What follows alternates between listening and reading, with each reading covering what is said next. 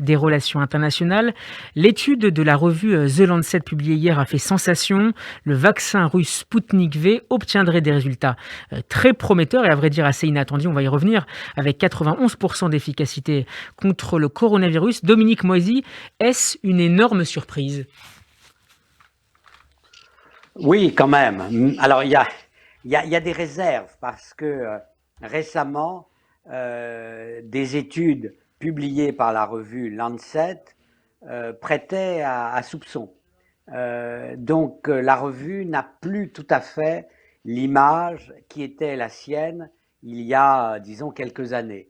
Mais ceci étant, si le résultat est bien celui annoncé, c'est une excellente surprise pour la Russie, bien évidemment, mais je dirais pour le monde. Ça veut dire qu'il y a un nouveau vaccin euh, simple d'emploi comme AstraZeneca et qui est disponible, ou Donc il n'a qui pas sera besoin d'être disponible. stocké dans des conditions très particulières. Et- Exactement.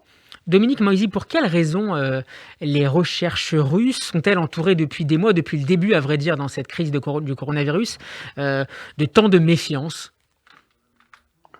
Oh, parce qu'il y a un soupçon spontané des pays démocratiques à l'égard d'une Russie qui s'est spécialisée dans les fake news, les fausses informations, dans la désinformation.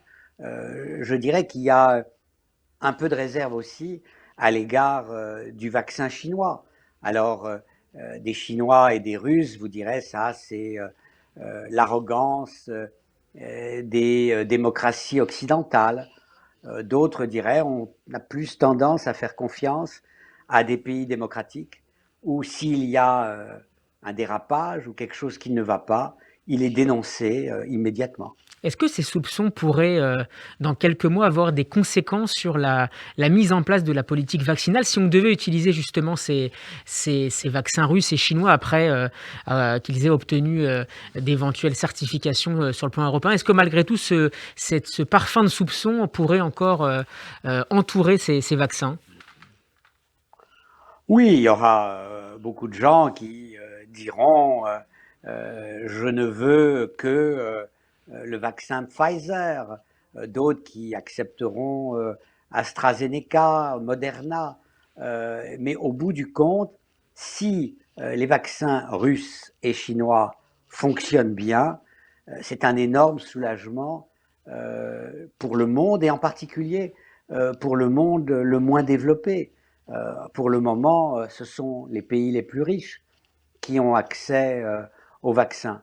Et ce sera très important si ces vaccins produits en doses très importantes par la Chine et par la Russie peuvent être disponibles, je dirais, partout dans le monde. Justement, quels seront les marchés qui seront visés par à la fois les vaccins chinois, je sais que ça a déjà commencé dans un certain nombre de pays, notamment en Afrique. Pour les vaccins russes et chinois, on parle évidemment là, depuis quelques instants, de l'Europe, mais les Russes et les Chinois veulent évidemment fournir ces vaccins à d'autres pays, à d'autres continents dans le monde. Oui, bah, le vaccin est devenu une arme de propagande euh, qui arrive à le produire, qui arrive à vacciner le plus rapidement sa population. Il y avait quelques jours dans les tabloïds britanniques un énorme titre sur lequel il y avait Royaume-Uni 1, Union européenne 0. Et il s'agissait bien entendu pour nos amis britanniques de mettre l'accent où ça fait mal aujourd'hui.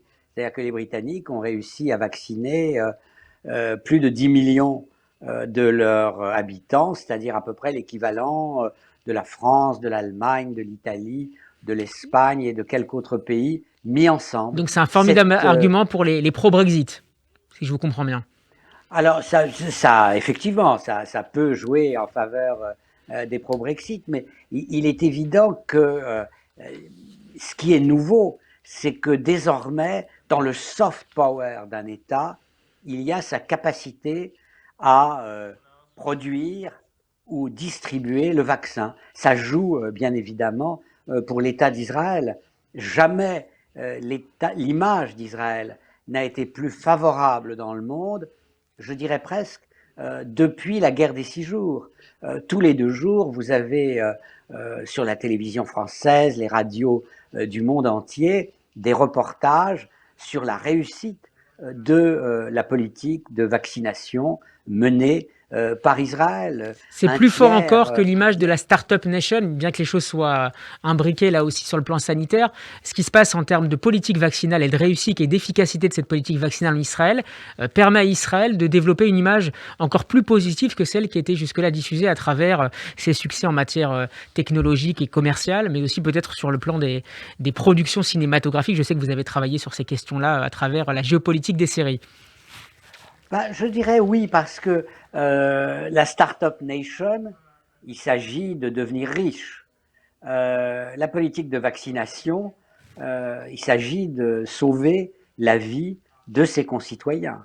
Et quand même, on met la vie avant la prospérité et la richesse. Donc oui, je crois que en termes de hasbara, mais plus globalement en termes de Communication. soft power, d'image, la politique de vaccination menée par Israël est une très grande réussite. Et c'est le soft power d'Israël qui est mis en avant dans le monde entier.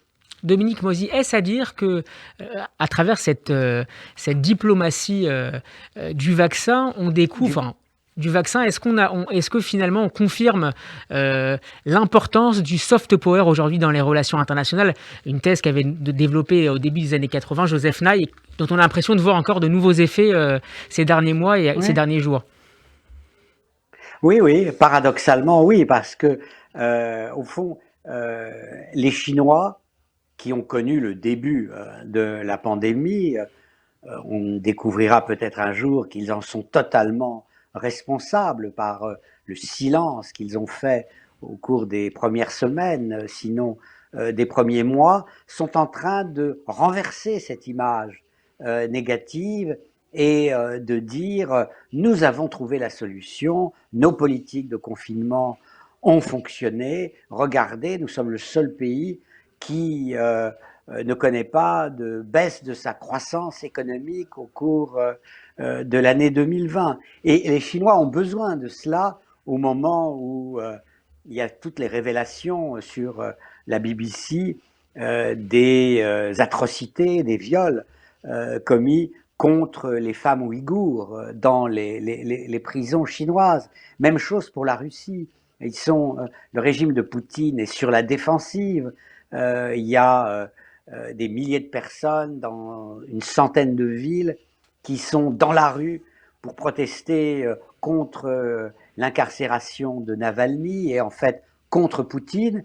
Et soudain, il y a le vaccin Sputnik V qui donne au régime russe la possibilité de jouer de manière positive la carte du nationalisme. Oui, on ne nous prenait pas au sérieux, mais regardez, maintenant, même des pays européens considèrent qu'ils peuvent acheter Sputnik, même Angela Merkel, la personnalité politique la plus respectée d'Europe, n'exclut pas l'idée d'utiliser le vaccin russe. Et à l'inverse, on a une Union européenne qui était partie sur une note forte en disant grâce au Covid, grâce au départ de la Grande-Bretagne, nous avons pu dépasser nos divisions en matière de relance de l'économie, d'aide aux citoyens. Et là, elle est plutôt en position de Donc faiblesse. dans cette géopolitique du vaccin, aujourd'hui, le maillon faible, c'est pour l'instant malheureusement l'Union européenne. Oui, mais je crois qu'il faut faire preuve de beaucoup de prudence. Il y a des cycles dans notre interprétation de la signification géopolitique du Covid-19.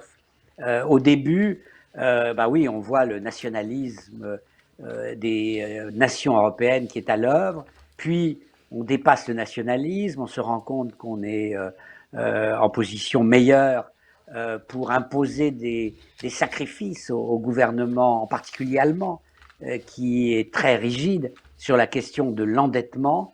Et puis là, on est entré dans une troisième phase où, c'est vrai, la Grande-Bretagne réussit mieux dans sa politique de vaccination que ne le font les pays européens.